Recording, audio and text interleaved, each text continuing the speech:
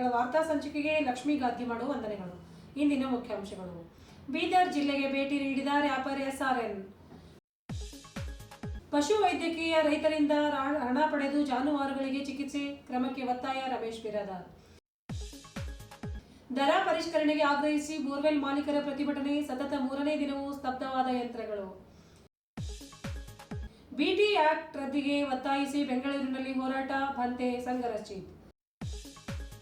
ಜನಪ್ರಿಯ wrapper SRN ಅವರು ಇಂದು ಬೀದರ್ ನಗರಕ್ಕೆ ಭೇಟಿ ನೀಡಿದ್ದು, ವೈಬ್ ಹೋಟೆಲ್ನಲ್ಲಿ ನಮ್ಮ ಮಾಧ್ಯಮ ಪ್ರತಿನಿಧಿಯೊಂದಿಗೆ ಮಾತನಾಡಿ, ಕನ್ನಡ ರ್ಯಾಪರ್ ಲೋಕದಲ್ಲಿ ತಮ್ಮದೇ ಆದ ಶೈಲಿಯಿಂದ ಗುರುತಿಸಿಕೊಂಡಿರುವ ರ್ಯಾಪರ್ SRN ಅವರು ಇಂದು ಬೀದರ್ಗೆ ಆಗಮಿಸಿದರು. ಈ ಸಂದರ್ಭದಲ್ಲಿ ರ್ಯಾಪರ್ SRN ಅವರು ತಮ್ಮ ಸಂಗೀತ ಪ್ರಯಾಣ, ಮುಂದಿನ ಆಲ್ಬಮ್ ಹಾಗೂ ಯುವ ಪ್ರತಿಭೆಗಳಿಗೆ ನೀಡುವ ಸಂದೇಶಗಳ ಬಗ್ಗೆ ಮಾತನಾಡಿದರು. ಹಾಯ್ ಗೈಸ್, ಎಲ್ರಿಗೂ ನಮಸ್ಕಾರ. SRN ಮಾತಾಡ್ಲತ್ತೀನಿ. ಸೊ ಭಾಳ ಖುಷಿ ಆಗ್ಯದ ಬೀದರ್ಗೆ ಬಂದು. ನಮ್ಮ ಉತ್ತರ ಕರ್ನಾಟಕ ಭಾಗದ ಕಿರೀಟ ಅದ ಇದು. ಸೊ ಇಲ್ಲಿ ನಾನು ಪರ್ಫಾರ್ಮ್ ಮಾಡೋದು ಭಾಳ ಖುಷಿ ಇದೆ. ಆಫ್ಟರ್ ನನ್ನ ಲಾಸ್ಟ್ ಟೈಮ್ ಕಲಬುರ್ಗಿಗೆ ಒಂದು ಇವೆಂಟ್ ಇತ್ತು.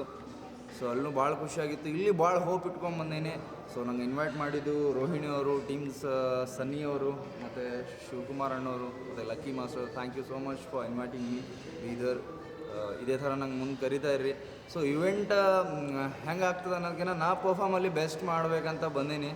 ಸೊ ಎಷ್ಟೋ ಜನ ಇರಲಿ, ಕ್ರೌಡ್ ಇರಲಿ, ಎಲ್ರಿಗೂ ಫುಲ್ ಎಂಟರ್ಟೈನ್ಮೆಂಟ್ ಕೊಡ್ತೀನಿ, ಈ ಭರವಸೆ ನಾ ಕೊಡ್ತೀನಿ. ಇನ್ನೂ ಯಾರ್ಯಾರು ಜಲ್ದಿ ಟಿಕೆಟ್ ತೊಗೊಂಡಿಲ್ಲ, ಫಸ್ಟ್ ಟಿಕೆಟ್ ತೊಗೋರಿ, ಬಿಕಾಸ್ ಅಲ್ಲಿಂದ ಬಂದೀನಿ. ಸೊ ಟಿಕೆಟ್ ತೊಗೋರಿ ಜಲ್ದಿ. ನಾನು ನಿಮ್ಗೆ ಎಂಟರ್ಟೈನ್ ಮಾಡ್ಲಿಕ್ಕೆ ರೆಡಿಯಾಗಿದ್ದೀನಿ, ಫುಲ್ ಎನರ್ಜಿ ಇದ್ದಾಗ. ಸೊ ಜಲ್ದಿ ಬರ್ರಿ, ಟಿಕೆಟ್ ತೊಗೋರಿ, ಎಂಜಾಯ್ ಮಾಡಮಿ. Thank you so much Bidar, love you. Sir, rap ಮಾಡೋಕ್ಕೆ ತಮಗೆ ಹೇಗೆ ಮೂಡ್ ಬಂತು ಸರ್? ರ್ಯಾಪ್ ಮಾಡೋಕ್ಕೆ ತಮಗೆ ಹೇಗೆ ಮೂಡ್ ಬಂತು? ಹೇಗೆ ಮೂಡ್ಬೋದು ಅನ್ನೋ ಮುಂಚೆ ನಾನು 9 ವರ್ಷದಿಂದ ಸಿನಿಮಾ ಇಂಡಸ್ಟ್ರಿದಾಗಿದ್ದೀನಿ. ಸೊ ಒಂದು ಸಿನಿಮಾನೂ ಅದ ನಂದು, ಅವಳು ಲೈಲಲ್ಲ ನಮ್ಮ ಮಜ್ನು ಅಲ್ಲ ಅಂತ ಡೈರೆಕ್ಷನ್ ಡಿಪಾರ್ಟ್ಮೆಂಟ್ದಾಗ ಕೆಲಸ ಮಾಡ್ತಿದ್ದೆ. ಅದಾದ್ಮೇಲೆ ಜರ್ನಲಿಸಮ್ ಕಂಪ್ಲೀಟ್ ಮಾಡಿಕೊಂಡು SSB TV ಅಂಥೇಳಿ ಒಂದು TV channel as a anchor ಆಗಿ ಕಿರಿಕಿಲಾಡಿಗಳು ಶೋ ನಡೆಸ್ತಿದ್ದ. ಸೊ ಅದಾದಮೇಲೆ ನಂಗೆ ಯಾಕೋ ಇದು ಸೆಟ್ ಆಗಲ್ಲ ಇತ್ತು. ಸೊ ರ್ಯಾಪ್ ಕಲ್ಚರ್ ಬಗ್ಗೆ ಸ್ವಲ್ಪ ಮುಂಬೈದಾಗಿರೋ ಕಾರಣ ಕಲ್ಚರ್ ಜರ ಆ ಕಡೆ ವೈಡ್ ಅದ. ಸೊ ನನಗೆ ಇದ್ರ ಒಳಗೆ ಇಳಿಬೇಕು ಅನ್ನಿಸ್ತು, ಇಳಿದೆ. ಸೊ ಇಲ್ಲಿವರೆಗೆ ಎಷ್ಟು ಹಾಡುಗಳು ನಂದು ಇವಾಗ ನಾವು ಆ್ಯಸ್ ಅ ಲೇಬಲಿಗೆ ಸೈನ್ ಆಗೀನಿ. ಸೊ ಲೇಬಲ್ ಥ್ರೂ ಆಫ್ ಲೇಬಲ್ನ ಕೆಲಸ ಮಾಡ್ಲತ್ತೀನಿ. ಲೇಬಲ್ ಜೊತೆ ನಂದು 7 ಹಾಡೋದು ಕಾಂಟ್ರಾಕ್ಟ್ ಅದ. ಸೊ ಅದರ್ವೈಸ್ ಬೇರೆ ಪ್ರೊಡಕ್ಷನ್ ಹೌಸಿಗೂ ನಾನು ಕೆಲಸ ಮಾಡೀನಿ. ಇನ್ನೇನು ಜನವರಿದಾಗ ಒಂದು 2-3 ಸಾಂಗ್ ನಾನು ರಿಲೀಸ್ ಆಗ್ಬೋದು. ಸಾಡ ಬಹಳಷ್ಟು ಹಿಟ್ ಆಗಿದೆ ಸರ್. ಏನು ಎಲ್ಲ ನಿಮ್ಮ ಪ್ರೀತಿ ಆಶೀರ್ವಾದ, ಉತ್ತರ ಕರ್ನಾಟಕ ಜನ ಪ್ರೀತಿ ಆಶೀರ್ವಾದ ಹಿಟ್ ಆಗಿದೆ. ಇದೇ ಥರ ಹಿಟ್ ಸಾಂಗ್ಗಳು ನಾನು ಕೊಡ್ತೀನಿ ಅಂತ ಗ್ಯಾರಂಟಿ ಕೊಡ್ಲಕ್ಕೆ. ಬೀದರ್ ತಾಲೂಕಿನ ಚಿಟ್ಟ ಗ್ರಾಮದಲ್ಲಿ ಪ್ರಾಥಮಿಕ ಪಶು ಚಿಕಿತ್ಸಾಲಯ ವೈದ್ಯರು ರೈತರಿಂದ ಹಣ ಪಡೆದು ಜಾನುವಾರುಗಳಿಗೆ ಚಿಕಿತ್ಸೆ ನೀಡುತ್ತಿದ್ದಾರೆ ಎಂದು ಗ್ರಾಮ ಪಂಚಾಯತ್ ಮಾಜಿ ಅಧ್ಯಕ್ಷ ರಮೇಶ್ ಬಿರಾದಾರ್ ಆರೋಪಿಸಿದ್ದಾರೆ. ಅತಿವೃಷ್ಟಿಯಿಂದಾಗಿ ಬೆಳೆ ಕಳೆದುಕೊಂಡು ಕಷ್ಟದಲ್ಲಿ ಜೀವನ ನಡೆಸುತ್ತಿದ್ದ ರೈತರು ಕೂಲಿ ಕಾರ್ಮಿಕರಿಂದ ಹಣ ಪಡೆದು ಚಿಕಿತ್ಸೆ ನೀಡುವ ಪಶು ವೈದ್ಯರ ವಿರುದ್ಧ ಕ್ರಮ ಕೈಗೊಂಡು ಅವರನ್ನು ಸೇವೆಯಿಂದ ವಜಾಗೊಳಿಸಲು ಒತ್ತಾಯಿಸಿದರು. ಇದೇ ವೇಳೆ ಕಲ್ಯಾಣ ಕರ್ನಾಟಕ ರಕ್ಷಣಾ ವೇದಿಕೆ ಅಧ್ಯಕ್ಷ ಶಿವಕುಮಾರ್ ತಂಗ ಮಾತನಾಡಿ, ಸರ್ಕಾರದಿಂದ ತಿಂಗಳಿಗೆ 1 ಲಕ್ಷ ವೇತನ ಪಡೆಯುವ ಪಶು ವೈದ್ಯರು ನಿರ್ಭಯವಾಗಿ ಜಾನುವಾರುಗಳ ಚಿಕಿತ್ಸೆಗಾಗಿ ಹಣ ಪಡೆಯುವವರಿಗೆ ನಾಚಿಕೆ ಇದೆಯಾ ಎಂದು ಕಿಡಿಕಾರಿದರು. ಕೂಡಲೇ ಸಂಬಂಧಪಟ್ಟ ಅಧಿಕಾರಿಗಳು ಗಮನ ಹರಿಸಿ ಸೇವೆಯಿಂದ ಅಮಾನತುಗೊಳಿಸಿ ರೈತರಿಗೆ, ಕೂಲಿ ಕಾರ್ಮಿಕರಿಗೆ ನ್ಯಾಯ ದೊರಕಿಸಿಕೊಡಬೇಕೆಂದು ಒತ್ತಾಯಿಸಿದರು.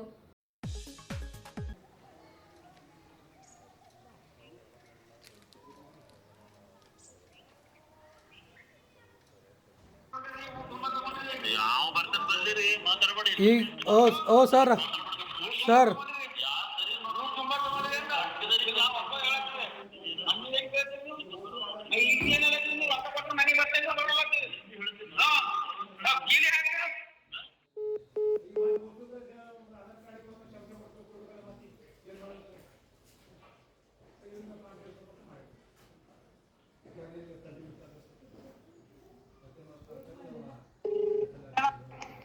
ಡಾಕ್ಟರ್ ಸರಿಗೆ ಕೊಡು ಫೋನ್. ಹಲೋ, ಫೋನಿನಾಗ ಮಾತಾಡಲ್ರಿ. ನೀವು ರೈತರ ಬಲ್ಲಿ ಹೋಗಿ ಹಂಗೆ ದುಡ್ಡು ಯಾಕೆ ತೊಗೊಳತ್ತೀರಿ ಸರ್? ನೀವು ಈಗ ಅವ ಕೊಟ್ಟಿದ್ದ ನೀವು ತೊಗೊಂಡಿರಿ ಅಂತ ಹೇಳತ್ತಿರ್ಬಲ್ಲ. ಈಗ ರೈತರ ಬಲ್ ಅಲ್ಲಿ ಹೋಗ್ಬೇಕಂದ್ರೆ ಆಗಲ್ಲ ಏನು ಸರ್ ನಿಮಗೆ? ನಾನು ಒಬ್ಬನ ಬಿಡ ಅವ್ರಿಗೆ ನಮ್ಮ ಮರಕುಂದಿ ಅಣ್ಣಪ್ಪನ ಮಗ ಬಿ ಕೊಟ್ಟಾನ. ಊರಿಗೆ ಕೊಟ್ಟಿನೋರ ಅಲ್ಲ ಇವರು ದಂಡದ ಮಟ್ಟಿಟ್ಟದಾಗ. ಹಲೋ ಸರ್, ಹಲೋ ಮಾತಾಡ್ರಿ. ಹಲೋ ಸರ್, ಅಲ್ಲ ನೀವು ಈ ಥರ ಮಾಡಿದ್ರೆ ಹೆಂಗೆ ಸರ್? ಅದಕ್ಕೆ ಏನ್ ಮಾಡಿ ಅಲ್ಲ ರೈತರಿಗೆ ಅಟ್ಲೀಸ್ಟ್ ನೀವು ರೆಸ್ಪಾನ್ಸ್ ಕೊಡಬೇಕಲ್ಲ, ಏನು ಎತ್ತ ಅಂತೇಳಿ, ಏನು ಎತ್ತ ಅಂತೇಳಿ ಅವ್ರಿಗೆ ರೆಸ್ಪಾನ್ಸ್ ಕೊಡಬೇಕಲ್ಲ. ನಾ ಮಾತಾಡಲ್ಲ, ನಾ ಹೋಗಲ್ಲ, ನಾ ಬರಲ್ಲ ಅಂದ್ರೆ ಹೆಂಗ? ಕೇಳ್ರಿ, ಕೇಳತ್ತೀನಿ ನಾನು, ಹೇಳ್ರಿ. ನಾ ಏನ್ ಹೇಳ್ತಾನೆ ಫಸ್ಟ್ ಕೇಳ್ರಿ. ಹಾಂ ಕೇಳತ್ತೀನಿ, ಹೇಳ್ರಿ. ನೋಡ್ರಿ, ಗೌರ್ಮೆಂಟ್ ಹಾಸ್ಪಿಟಲ್ ಬಂದ್ರೆ ಇಲ್ಲಿ ಕೇಳೋದ್ ಬಿ ಇಲ್ಲ, ಕೊಡೋದ್ ಬಿ ಇರಲ್ಲ. ನೀವು ಅದ್ರ ಬಗ್ಗೆ ತೆರೆ ಕಟ್ಸ್ಕೊಬೇಡ್ರಿ. ಅಲ್ಲಿ ಬಂದ್ರೆ ನಾವು ಮೆಡಿಸಿನ್ ಬ್ಯಾಗಿನಾಗಿಂದ ಹಾಕ್ತೇವೆ, ನೀವು ರೇಟ್ ನೋಡ್ಕೊಡ್ರಿ, ಬೇಕಾದ್ರೆ ಸ್ಕ್ಯಾನ್ ಮಾಡಿ ಯಾರಿಗೆ ಬಿ ತೋರಿಸ್ರಿ ಅಂತ ನಾ ಹೇಳಿದವ್ರಿ. ನಾ ಹೇಳ್ತಾ ಕೇಳ್ರಿ. ಹಾಂ ಹಲೋ, ಹಾಂ ಮನೆ ನಾವು ಗೌರ್ಮೆಂಟ್ ಹಾಕಲ್ಲ. ಆಯ್ತಾಯ್ತು, ನೀವು ಹೇಳಕ್ಕಾರ ಹೇಳ್ರಿ. ಹಾಂ ಮತ್ತೆ ನೀವು ಅವ್ರಿಗೆ ಕರ್ಸ್ರಲ್ಲ, ನೀವು ಹೇಳಕ್ಕಾರ ಹೇಳ್ರಿ. ಗೌರ್ಮೆಂಟ್ ಬಂದು ತಗೊಂಡ್ ಬರಲ್ಲ, ಇಲ್ಲಿ ತರ ಹಾಕ್ತಾನೆ. ಎಲ್ಲ ಡ್ಯೂಟಿ ಯಾರು ಬಿ ಬರಲ್ಲ, ಇಲ್ಲಿ ಇರೋರು ಒಬ್ರೇ ಅಲ್ಲ. ಕೇಳ್ದವ್ರಿಗೆ ಇಲ್ಲಿ ಇರೋದೇ 2 ಪೋಸ್ಟ್. ನೀವು ಸುಮ್ಮನೆ ಜಗಳ ಆಡಕ್ ಬಂದ್ರಿ. ಯಾರು ಹೇಳ್ಯಾರ ನಿಮ್ಗ? ನೋಡ್ರಲ್ಲ, ಬಂದಿದ್ದೀನ ನೋಡ್ರಲ್ಲ ಬಂದು. ನೀವು ಹಂಗೆಲ್ಲ ಸುಮ್ಮನೆ ಜಗಳ ಮಾತಾಡ್ಕೊಡ್ರಿ. ಏನಾರ ಒಂದ್ ಲೆಕ್ಕದ ಮಾತಾಡ್ರಿ, ಸೀದಾ ಇರ್ತ ಲೆಕ್ಕ. ಅವ್ರು ಜಗಳ ಮಾಡ್ಬೇಕಂತ ಬಂದಿರಿ ನೀವು ಅಷ್ಟೇ, ಮತ್ತೇನಿಲ್ಲ. ಅದು ನಿಮ್ಗೆ ಏನಾದ್ರ ಬಗ್ಗೆ ಏನೂ ಗೊತ್ತಿಲ್ಲ. ಏನ್ ಮಾತಾಡ್ತೀನಿ ಸುಮ್ನೆ? ನಮ್ಗೆ ಯಾರು ಮಾತಾಡಿಲ್ಲ. ಅದನ್ನ ಬ್ಯಾಗಿನಿಂದ ಗೌರ್ಮೆಂಟ್ ಇಂಡಿಷನ್ ಮನೆ ಮೇಲೆ ಬಂದು ಹಾಕ್ಬೇಕಂತ ಹೇಳಿಲ್ಲ. ಗೌರ್ಮೆಂಟ್ ದವಾಖಾನೆಗೆ ಹಾಕ್ಬೇಕಂತಿಲ್ಲ. ಗೌರ್ಮೆಂಟ್ ಅಲ್ಲಿ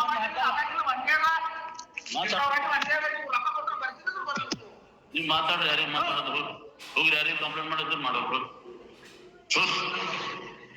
ಇಲ್ಲಿ ಬಂದು ಹಾಕ್ಸ್ಕೊಂಡು ಹೋಗ್ಬೇಕು. ಇಲ್ಲಿ ರೊಕ್ಕ ಕೊಡೋದಿರಲ್ಲ, ಕೇಳೋದಿರಲ್ಲ. ಅಲ್ಲಿ ಬಂದ್ಮೇಲೆ ಪ್ರೈವೇಟ್ ಹಾಕ್ತಾರೆ, ರೊಕ್ಕ ತಗೋತಾರೆ. ಯಾರು ಬೇರೆ ಕೇಳ ಕರೀರಲ್ಲ. ಯಾರು ಎಷ್ಟು ಮಂದಿ ಕೊಟ್ಟರು ಕರೀ ನೋಡು. ಯಾರು ಪಗಾರ ಇಲ್ಲ ನಿಮ್ಗ.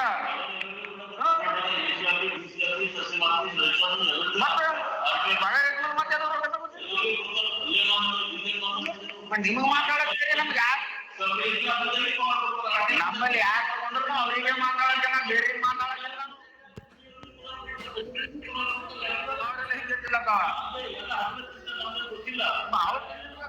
ನಿಮ್ ತಿಂದಿರ್ಬೇಕು, ನೀವು ಅವ್ರಿಗೆ ಕೇಳಿ. ನಂಬಲ್ಲಿ ತಿಂದಿಲ್ಲ, ಅವ್ರಿಗೆ ಕೇಳೋದು. ನಂಬಲ್ಲಿ ಯಾರು ತಿಂದ್ರು ಅವ್ರಿಗೆ ಕೇಳೋದು. ಬರಬರ್ ಮಾಡ್ಬೇಕು. ಕಂಪ್ಲೇಂಟ್ ಕುಡ್ದೇನೆ ನಾ ಕುಡ್ದೇನ್ ಕೇಳಿದ್ರೆ ಓಪನ್ ಹೇಳತ್ತಿದ್ದೀನಿ. ಏನ್ ಮಾಡೋದ ಮಾಡ್ಕೊಳ್ಳಿ. ನಾವು ಓಪನ್ ಕುಡ್ದೇನ್ ಕೇಳುತ್ತೆ. ಕಂಪ್ಲೇಂಟ್ ಕುಡ್ದೇನೆ ಸುಳ್ಳಾಗೆ ಬಂದ ನಾನು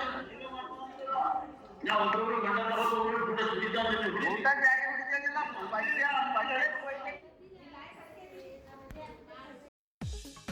ರಮೇಶ್ ಕುಮಾರ್ ಬಿರಾದರ್, ಚಿಟ್ಟಾ ಮಾಜಿ ಗ್ರಾಮ ಪಂಚಾಯತ್ ಅಧ್ಯಕ್ಷ, ಹಾಲಿ ಸದಸ್ಯ ಮತ್ತು ಕಲ್ಯಾಣ ಕರ್ನಾಟಕ ಜಿಲ್ಲಾ ಅಧ್ಯಕ್ಷ ಆಗಿರ್ತೀನಿ.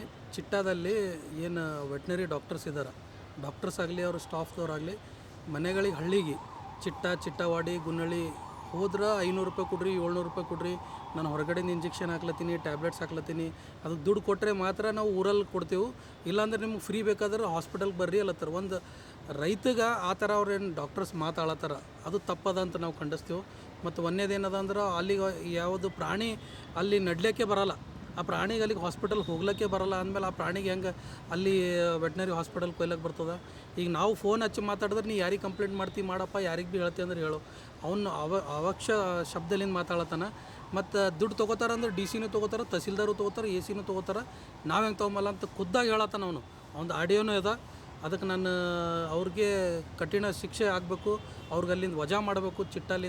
ಚಿಟ್ಟಾ ಗ್ರಾಮ ಪಂಚಾಯತ್ ನಾನು PDO ಅವ್ರಿಗೂ ಹೇಳಿದ್ದೀನಿ, ನೋಡಿ ಈ ಥರ ಮಾಡ್ತಾಯಿದ್ದಾನೆ ಸರ್ ಅಂತ. ಬಟ್ ಅಲ್ಲಿಂದೆಲ್ಲ ರೈತರಿಗೆ ಮತ್ತು ಅಲ್ಲಿಂದ ಜನರಿಗೆಲ್ಲ ಸುಮಾರು ತೊಂದರೆ ಅದ. ರೈತರ ಹತ್ರ ದುಡ್ಡಿಲ್ಲ. ಮೊದಲೇ ಬೆಳೆ ಹಾನಿ, ಮಳೆ ಜಾಸ್ತಿಯಾಗಿ ಬೆಳೆ ಹಾನಿ ಅದು ಇದು ಆಗ್ಯದ. ಅದಕ್ಕೆ ಅವ್ರ ಹತ್ರ ದುಡ್ಡಿಲ್ಲ. ದುಡ್ಡು ಈಗ ವೆಟ್ನರಿ ಡಾಕ್ಟರ್ಸ್ ಕೇಳಕ್ಕೆ ಹೋದ್ರೆ ನೀವು ದುಡ್ಡು ಕೊಟ್ಟರೆ ಬರ್ತೀನಿ, ಇಲ್ಲಾಂದರೆ ಬರಲ್ಲ ಖುದ್ದಾಗಿ ಖಂಡಿತವಾಗಿ ಹೇಳತ್ತಾನ ಅವ್ರದ್ದು ಆಡಿಯೋನೂ ಅದ. ಅದಕ್ಕೆ ದಯಮಾಡಿ ಇದಕ್ಕೇನು ಅಧಿಕಾರಿಗಳಾರ ಇದಕ್ಕೆ ಇಮಿಡಿಯೇಟ್ಲಿ ತಕ್ಷಣ ಇದಕ್ಕೆ ಪರಿಹಾರ ಕೊಡಬೇಕು. ಅವ್ರಿಗೆ ತಕ್ಷಣ ಅವ್ರಿಗೆ ಅಮಾನತು ಮಾಡಿ ಬೇರೆ ಡಾಕ್ಟರ್ಸ್ಗೆಲ್ಲ ಹಾಕಬೇಕು. ಯಾರೋ ಬೇರೆ ಲೇಡೀಸ್ ಡಾಕ್ಟರ್ ಇದ್ದಾರಂತ ಅವರಂತೂ ಅಲ್ಲಿ ಹಾಸ್ಪಿಟಲ್ ಬರ್ತಾನೆ ಇಲ್ಲ. ಯಾಕಂದರೆ ಜನರೆಲ್ಲ ರೋಡಲ್ಲಿ ಪರದಾಡ್ತಾ ಇದ್ದಾರೆ. ಅಲ್ಲಿಲ್ಲ ಅಂದರೆ ನಾವು ಕಮಟಾಣಕ್ಕೆ ಹೋಗ್ಬೇಕು, ಕಮಟಾಣ ವೆಟ್ನರಿಗೆ ಹೋಗ್ಬೇಕು. ಕಮಟಾಣ ವೆಟ್ನರಿಗೆ ಹೋಗ್ಬೇಕಂದ್ರೆ ಆ ದನಕರುಗಳ ಆಟೋದಲ್ಲಿ ಹೋದರೆ 400, 500, 700, 1000 ಹಾಕಿ ಹೋಗ್ಬೇಕು. ಅದಕ್ಕೆ ಅಲ್ಲಿಂದ ಅಧಿಕಾರಿಗಳಿಗೆ ತಕ್ಷಣ ಅವ್ರು ಮೇಲಧಿಕಾರಿಗಳಿದ್ದಾರೆ ಅವ್ರಿಗೆ ಕರೆಸ್ಬಿಟ್ಟು ಅದೇನು ಅವ್ರಿಗೆ ಆ್ಯಕ್ಷನ್ ತೊಗೋತಾರೆ ತೊಗೋಬೇಕಂತ ನಾನು ಬಯಸ್ತೇನೆ. ಈ ಪಶು ಆಂಬುಲೆನ್ಸ್ ಮಾಡಿದ್ರಲ್ಲ ಸರ್, ಬಟ್ ಅದು ನಮ್ಮ ಚಿಟ್ಟದಲ್ಲಿ ಪಶು ಆಂಬುಲೆನ್ಸ್ ಅದು ಏನೂ ಇಲ್ಲ. ಪಾಪ ರೈತರಿಗೆ ಅದು ಇನ್ನೂ ಅದು ಗೊತ್ತೂ ಇಲ್ಲ. ರೈತರು ಎಲ್ಲೋ ಇರ್ತಾರೆ. ನಾನು ಇಲ್ಲಿ ಫೋನ್ ಮುಖಾಂತರ ಮಾತಾಡಿದ್ರು ಅವ್ರು ಯಾರಿಗೆ ಹೇಳ್ತಿ ಹೇಳಪ್ಪ, ಯಾರಿಗೆ ಕಂಪ್ಲೇಂಟ್ ಮಾಡ್ತೀವಿ ಮಾಡೋಗಂತ ಖುದ್ದಾಗಿ ಹೇಳ್ತಾನೆ ಅವ್ನು ಡಾಕ್ಟರ್. ಈ ಘಟನೆ ಆಗಿದೆ ಇವತ್ತೇ ಸರ್? ಇವತ್ತು ಜಸ್ಟ್ ಬೆಳಗ್ಗೆ ಆಗಿದ್ದು. ಅವ್ರು ರೈತರು ನನಗೆ ಫೋನ್ ಮಾಡಿದ್ರು, ನಾನು ಹಿಂಗೆ ಆಗ್ಲತ್ತದ, ಮೊದಲು ಮೊನ್ನೆ 500 ಒಯ್ದಾನ, ಬೇರೆ ಬರೀ 700 ರೂಪಾಯಿ ಒಯ್ದಾನ, ನನ್ನ ಹತ್ರ ದುಡ್ಡು ಇಲ್ಲ, ಬಾ ಅಂದ್ರೆ ನಾ ಬಂದರೆ ದುಡ್ಡು ತೊಗೋತೀನಿ ಖುದ್ದಾಗಿ ಹೇಳತ್ತ ನಾವು. ನೋಡಪ್ಪ ಇಲ್ಲಿಗೆ ಬಂದರೆ ಹಾಸ್ಪಿಟಲ್ ಬಂದರೆ ದುಡ್ಡು ತೊಗೊಂಬಲ್ಲ, ಅಲ್ಲಿ ಬಂದರೆ ನನಗೆ ದುಡ್ಡು ಬೇಕು ಅಂತ ಹೇಳ್ತಾರೆ ನಾವು. ಮನೆಯವರೆಗೆ ಹೋದರೆ ದುಡ್ಡು ಬೇಕಂತ. ಮತ್ತು ಅವರೆಲ್ಲೋ ವೀಕ್ಲಿ ವಿಸಿಟ್ ಮಾಡ್ತಾರಂತ. ಯಾರಿಗೆ ವಿಸಿಟ್ ಮಾಡ್ತಾರೋ, ಡೊಂಗೂರು ಹಾಕ್ತಾರಿಲ್ಲೋ ಅದೇನೂ ಗೊತ್ತಿಲ್ಲ. ನಾನು ಖುದ್ದಾಗಿ ಒಂದು ಮಾಜಿ ಅಧ್ಯಕ್ಷ ಇದ್ದೀನಿ, ಅಲ್ಲಿಂದ ಹಾಲಿ ಸದಸ್ಯ ಇದ್ದೀನಿ, ಇನ್ನೂ ಸದಸ್ಯ ಇದ್ದೀನಿ. ಬಟ್ ಅದು ನಮ್ಗೆ ಗೊತ್ತೇ ಇಲ್ಲ ಅವ್ರು ಹೇಳೋದು. ಅವ್ರೇನೋ ಎಲ್ಲ ಸುಳ್ಳಾಗಿ ಹೇಳ್ತದ. ಓಕೆ, ನನ್ನ ಹೆಸರು ರಮೇಶ್ ಕುಮಾರ್ ಬಿರಾದಾರ್, ಮಾಜಿ ಗ್ರಾಮ ಪಂಚಾಯತ್ ಅಧ್ಯಕ್ಷ, ಹಾಲಿ ಸದಸ್ಯ. ಗ್ರಾಮ ಪಂಚಾಯತ್ ಏನು ಪಶು ವೈದ್ಯಕೀಯ ಡಾಕ್ಟರ್ ಇರ್ತಾರೆ, ಅವ್ರ ಹೆಸರು ಏನದ ಗೊತ್ತಿಲ್ಲ. ಆದರೆ ರೈತರ ಬಳಿ ಮತ್ತು ಕೂಲಿ ಕಾರ್ಮಿಕರ ಬಳಿ ಏನು ದನ ಕರುಗಳು ಆಕಳು ಏನು ಟ್ರೀಟ್ಮೆಂಟ್ ಕೊಡೋದಿರ್ತದ, ಆ ಟ್ರೀಟ್ಮೆಂಟ್ ಕೊಡೋಗೋಸ್ಕರ ಏನು ನೀವು 500 ಕೊಡ್ರಿ, 1000 ಕೊಡ್ರಿ ಅಂತಂದು ಏನು ಬೇಡಿಕೆ ಇಡ್ತಾ ಇದ್ದಾರೆ. ಇದು ಸರ್ಕಾರ ಸಂಬಳ ತಗೊಂಡು ಈ ರೀತಿ ಅವರು ಕೇಳ್ತಾ ಇದ್ದಾರೆ ಅಂದರೆ ಅವ್ರಿಗೆ ನಾಚಿಕೆ ಬರಬೇಕು. ಯಾಕಂತಂದರೆ ಪ್ರತಿ ತಿಂಗಳು ಅವರಿಗೆ 60,000 1 ಲಕ್ಷ ಪೇಮೆಂಟ್ ಇದೆ. ಆದರೂ ಕೂಡ ಇವತ್ತು ಏನು ಗರೀಬು ಕೂಲಿ ಕಾರ್ಮಿಕರಲ್ಲಿ ಮತ್ತು ರೈತರಲ್ಲಿ ಏನು ಬೇಡಿಕೆ ಇಟ್ಟಾರ, ಅವನು ಕೂಡಲೇ ಏನೋ ಅಮಾನತು ಮಾಡಬೇಕು. ಅವನಿಗೆ ಅಮಾನತು ಮಾಡಿ ಅಲ್ಲಿ ಒಳ್ಳೆ ಸೇವೆ ಕೊಡುವಂತಕ್ಕಂಥ ವೈದ್ಯರಿಗೆ ಆಯ್ಕೆ ಮಾಡಬೇಕಂತಂದು ಈ ಮಾಧ್ಯಮದ ಮುಖಾಂತರ ಹೇಳೋಕ್ಕೆ ಇಷ್ಟಪಡ್ತಿದ್ದೇವೆ. ಯಾಕಂತಂದರೆ ಊರು ಗ್ರಾಮಸ್ಥರು ಒಂದು ಮಾಜಿ ಅಧ್ಯಕ್ಷರು ಕೇಳಿದ್ರು ಕೂಡ ನೀ ಏನು ಮಾಡ್ಕೋತಿ ಮಾಡ್ಕೋ ಅಂತಂತೇನು ರಾಜ್ಯರೋಷವಾಗಿ ಹೇಳ್ತಾ ಇದ್ದಾನಿಲ್ಲ, ಗುಂಡ ವರ್ತನೆ ಮಾಡ್ತಾ ಇದ್ದಾನಿಲ್ಲ. ಅವನ ಮೇಲೆ ಈಗಾಗಲೇ FR ಆಗಬೇಕು, ಕೂಡಲೇ ಅವನಿಗೆ ವಜಾ ಮಾಡಬೇಕು ಅಂತಂದು ನಾನು ಕಲ್ಯಾಣ ಕರ್ನಾಟಕ ರಕ್ಷಣೆ ವೇದಿಕೆ ರಾಜ್ಯಾಧ್ಯಕ್ಷ ಮಾತಾಡ್ತಿದ್ದೇನೆ. ಡೀಸೆಲ್ ಬೆಲೆ ಏರಿಕೆ ಹಾಗೂ ನಿರ್ವಹಣಾ ವೆಚ್ಚದ ಹೊರೆಯಿಂದ ಕಂಗಾಲಾಗಿರುವ ಜಿಲ್ಲೆಯ ಬೋರ್ವೆಲ್ ಮಾಲೀಕರು ದರ ಪರಿಷ್ಕರಣೆಗೆ ಆಗ್ರಹಿಸಿ ಹಮ್ಮಿಕೊಂಡಿರುವ ಪ್ರತಿಭಟನೆ ಶನಿವಾರ 3ನೇ ದಿನಕ್ಕೆ ಕಾಲಿಟ್ಟಿದೆ.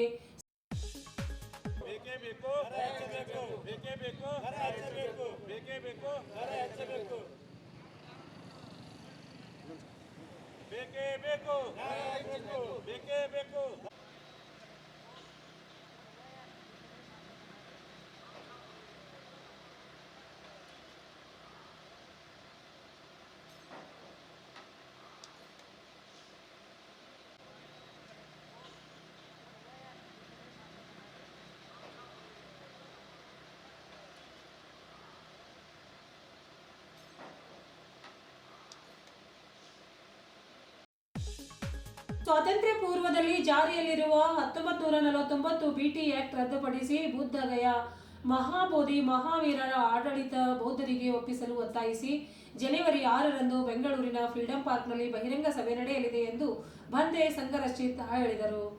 ಶನಿವಾರ ಇಲ್ಲಿಯ ಪತ್ರಿಕಾ ಭವನದಲ್ಲಿ ನಡೆಸಿದ ಸುದ್ದಿಗೋಷ್ಠಿಯಲ್ಲಿ ಅವರು ಮಾತನಾಡಿ, ಈ ಸಮಾವೇಶ ಮುಖಾಂತರ ರಾಜ್ಯಪಾಲರಿಗೆ ಮನವಿ ಪತ್ರ ಸಲ್ಲಿಸಲಾಗುತ್ತದೆ ಎಂದರು. ಸ್ವಾತಂತ್ರ್ಯ ಪೂರ್ವದಿಂದಲೂ ನಿರಂತರವಾಗಿ ಹೋರಾಟ ನಡೆಸಿದರೂ ನಮ್ಮ ಬೇಡಿಕೆ ಈಡೇರಿಸಲು ಕೇಂದ್ರ ಹಾಗೂ ರಾಜ್ಯ ಸರ್ಕಾರ ವಿಫಲವಾಗಿದೆ ಎಂದರು. ಬುದ್ಧ ಧರ್ಮ ಸಂಘ ತಿರುತ್ತರಿಗೆ ವಂದಿಸಿ ಇವತ್ತಿನ ದಿವಸ ಇಡೀ ದೇಶಕ್ಕೆ ಪರಿಚಯ ಇರುವಂತೆ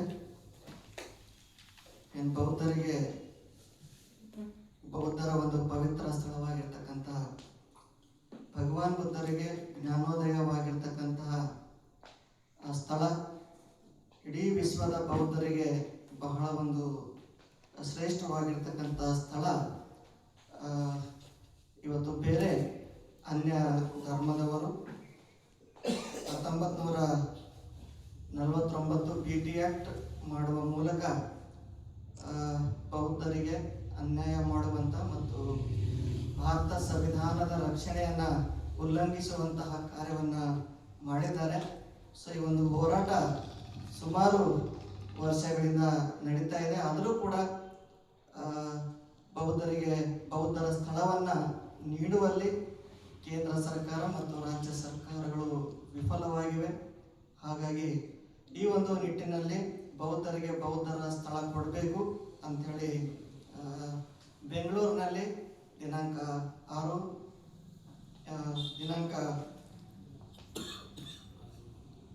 6/1/2026 ಒಂದು ಬೃಹತ್ ಮಟ್ಟದ ಒಂದು ಪ್ರತಿಭಟನೆ ಕಾರ್ಯಕ್ರಮ ಬೆಂಗಳೂರಲ್ಲಿ ನಡೀತಾ ಇದೆ. ಕಾರ್ಯಕ್ರಮಕ್ಕೆ ಈ ಒಂದು ಪ್ರತಿಭಟನೆಯ ಆಂದೋಲನದ ರೂವಾರಿಯಾಗಿರ್ತಕ್ಕಂಥ ಪೂಜ್ಯ ವಿನಾಚಾರ್ಯ ಬಂತೇಜಿ ಅವರು ಬರ್ತಾ ಇದ್ದಾರೆ. ಹಾಗಾಗಿ ಒಂದು 12ನೇ ತಾರೀಕು ದಿಲ್ಲಿಯಲ್ಲಿ ಒಂದು ದೊಡ್ಡ ಮಟ್ಟದ ಆಂದೋಲನ ಮಾಡಿ ಪ್ರಧಾನಮಂತ್ರಿಯವರಿಗೆ ಮತ್ತು ಬಿಹಾರ ಸರ್ಕಾರಕ್ಕೆ ಒಂದು ಎಚ್ಚರಿಕೆಯನ್ನು ಕೊಡುವ ನಿಟ್ಟಿನಲ್ಲಿ ಪ್ರತಿಭಟನೆ ಕಾರ್ಯಕ್ರಮವನ್ನು ಹಮ್ಮಿಕೊಂಡಿದ್ದೇವೆ. ಹಾಗಾಗಿ ಬೀದರ್ ಜಿಲ್ಲೆಯ ಎಲ್ಲ ಜನರು ಈ ಒಂದು ಬೆಂಗಳೂರಿನಲ್ಲಿ ನಡೀತಕ್ಕಂತಹ ಕಾರ್ಯಕ್ರಮದಲ್ಲಿ ಎಲ್ಲರೂ ಬಂದು ಈ ಒಂದು ಆಂದೋಲನಕ್ಕೆ ಸಹಕರಿಸಬೇಕಂತೇಳಿ ಈ ಮೂಲಕ ನಾನು ಮತ್ತೆ ಸಂಘಕ್ಕೆ ಬುದ್ಧ ವಿಹಾರ ಅಂಡು ವತಿಯಿಂದ ಮನವಿ ಮಾಡ್ಕೊಳ್ತೇನೆ. ಸಂಘಟನೆ ಕೊರತೆ ಆಗ್ತಾ ಇದೆ ಅಂತ, ಬಲಿಷ್ಠವಾದಷ್ಟು ಅಂದರೆ ಇದ್ರ ಮೇಲೆ ಒತ್ತಾಯ ಇರಕ್ಕೆ ಆಗ್ತಾ ಇಲ್ಲ ಅಂತ, ಬೌದ್ಧರು ದಲಿತರು ಅನ್ನೋ ಆಯಾಮ ಇರೋ ಸಲುವಾಗಿ ಈಗ ಏನಿಲ್ರಿ, ಎಲ್ಲ ಒಟ್ಟಿಗೆ ಆಗಿನೇ ಹೋರಾಟ ನಡೀತಾ ಇದೆ. ಮತ್ತು ಇದರಲ್ಲಿ ಹೋರಾಟ ಏನು ಯಶಸ್ವಿ ಕಾರಣಕ್ಕೇನು ನಾವು ಹಿಂದೆ ಏನು ಆಗ್ತಾ ಇಲ್ಲ. ನಾವು ಬೀದರ್ದಲ್ಲಿ ಒಂದು ಹೋರಾಟ ವಿನಾಚಾರ್ಯ ಬಂದಿಯವರು ಬಂದಾಗ ಅದು ಇಂಥ ದೊಡ್ಡ ಹೋರಾಟ, ಅದು ಬಹುಶಃ ನಮ್ಮ ಕರ್ನಾಟಕದಲ್ಲೇ ಭಾಳ ದೊಡ್ಡ ಹೋರಾಟ ಆಗಿತ್ತು ನಮ್ಮ ಜಿಲ್ಲೆ ಬೀದರ್ ಜಿಲ್ಲೆಯಲ್ಲಿ. ಹಾಗಾಗಿ ಅದು ಜನ ಯಾರೂ ಅದರಲ್ಲಿ ಬಂದಿಲ್ಲ ಅಂತ ಏನಿಲ್ರಿ. ಸುಮಾರು ಎಷ್ಟೋ ಮಳೆ ಬಿದ್ದರೂ ಕೂಡ ಮಳೆಯಲ್ಲೇ ನಮ್ಮ ಬಂತೆಗಳು ಕೂಡ ಅದರಲ್ಲಿ ಮಳೆಯಲ್ಲಿ ಭಾಗವಹಿಸಿದ್ರು. ಇವೆಲ್ಲ ನೋಡಿದಾಗ ನಾವು ದಲಿತರು ಬೌದ್ಧರು ಅನ್ನೋದು ಪ್ರಶ್ನೆ ಅಲ್ಲ. ಹಾಗಾಗಿ ನಾವು ಆ ಹೋರಾಟಕ್ಕೆ ಭಾಳಷ್ಟು ಜನ ಸೇರ್ತಾ ಇದೆ. ಮತ್ತು ನಾವು ಆ ಧಮ್ಮವನ್ನು ಅನುಸರಿಸ್ತಾ ಇರೋದ್ರಿಂದ ಇವತ್ತು ಭಾರತ ದೇಶದ ಎಲ್ಲ ಕಡೆ ಏನದಂದ್ರೆ ಅದು ಒಂದು ಹೋರಾಟಕ್ಕೆ ಒಂದು ಶಕ್ತಿಯನ್ನು ನೀಡ್ತಾ ಇದೆ. ಒಟ್ಟು ಒಂದು ಹೇಳ್ಬೋದು, ಈ ಕೇಂದ್ರ ರಾಜ್ಯ ಸರ್ಕಾರಗಳು ಆಡಳಿತ ನಡೆಸೋರು ಯಾಕೆ ಅದು ನಮ್ಗೆ ಒಪ್ಪಿಸ್ತಾ ಇಲ್ಲ ನಮ್ಗೆ ಗೊತ್ತಾಗ್ತಾ ಇಲ್ಲ. ಅದು ಯಾಕೆ ಅನ್ನೋದು ಅಂದ್ರೆ ತೆಗೀರಿ ಅಂತ ಹೇಳ್ತಾ ಇದ್ದೀವಿ. ಸುಮಾರು ಅಲ್ಲಿ ಬಿಹಾರ್ ಸರ್ಕಾರಕ್ಕೆ ಮತ್ತು ಕೇಂದ್ರ ಸರ್ಕಾರಕ್ಕೆ ಸಲ್ಲಿಸಿದ್ರು ಕೂಡ ಅದು ಇವತ್ತಿನ ತನಕ ಕ್ಯಾರಿ ಅಂತ ಇಲ್ಲ. ಅದಕ್ಕೆ ಈಗ ಫೆಬ್ರವರಿ 12 ತಾರೀಕೇನು ಹೋರಾಟ ಇದೆ ನೋಡ್ರಿ, ಆ ಹೋರಾಟ ಭಾಳ ನಾವು ಯಶಸ್ವಿಯಾಗಿ ಈಗಾಗಲೇ ನಮ್ಮ ಗುರುಗಳು ಹೇಳಿದಾಗೆ ನಾವು ಹೋರಾಟ ಅಂದರೆ ನ್ಯಾಯ ಪಡ್ಕೊಳ್ಳೋವರೆಗೂ ನಾವು ಏನದಂದ್ರೆ ದಿಲ್ಲಿಲಿಂದ ನಾವು ನಮ್ಮ ಬೀದರ್ ಜಿಲ್ಲೆ ಆ ಹೋರಾಟ ಕೂಡ ಏನದಂತಂದರೆ ಒಂದು 600 ಜನ ಹೋಗ್ಬೇಕಂತೇಳಿ ಆಲ್ರೆಡಿ ನಿರ್ಧಾರ ಆಗಿದೆ. ಈಗ ನಾವು ಬೆಂಗಳೂರಿಗೆ ಹೋಗೋ ಎಲ್ಲ ಗೆಳೆಯರನ್ನೇ ಅವ್ರನ್ನ ಮತ್ತೆ ದಿಲ್ಲಿಗೆ ಕೂಡ ಕರ್ಕೊಂಡು ಹೋಗ್ಬೇಕಂತ ಹೇಳಿ ಅದು ಕೂಡ ನಾವು ರೆಡಿಯಾಗಿದ್ದೀವಿ ಅಂತೇಳಿ ನಾನು ಮಾತಾಡ್ತೀನಿ.